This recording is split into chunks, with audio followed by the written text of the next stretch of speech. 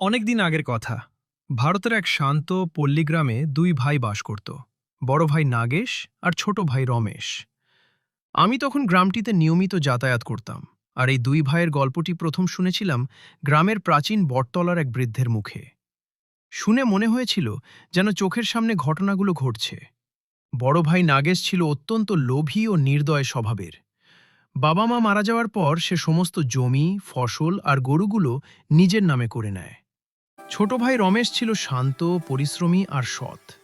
সে নিজের ছোট কুঁড়ে ঘর আর পরিবারের জন্য কঠোর পরিশ্রম করত। গ্রামের মানুষও তাকে ভালোবাসত। একবার দুর্ভিক্ষ এলো। রমেশ যখন খাবারের সন্ধানে বনে ঘুরে বেড়াচ্ছিল, তখন সে দেখতে পেল এক অদ্ভুত ছোট মানুষ, ঠাকুরদা সাইজের, কিন্তু চোখে জাদুর ঝিলিক। ছোট মানুষটি বলল, রমেশ, তুমি ভালো মানুষ, এই জাদুর চাক্কি নাও।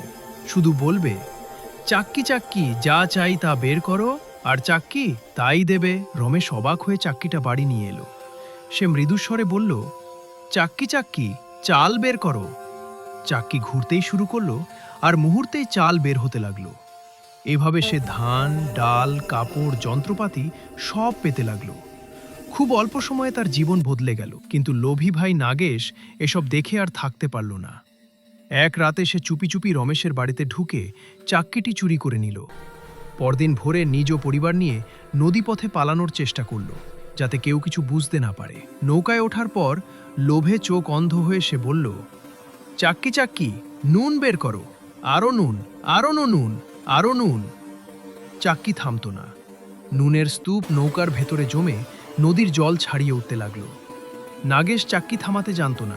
সে যত বলল, চাক্কি তত জোরে ঘুরতে লাগল। শেষে নৌকা উল্টে গেল। নাগেশ ও তার পরিবার নুনের ভারে গভীর জলে তলিয়ে গেল। আর সেই থেকেই সমুদ্রের জল নাকি নোনতা হয়েছে, এমনটাই বলে গ্রামের লোকেরা।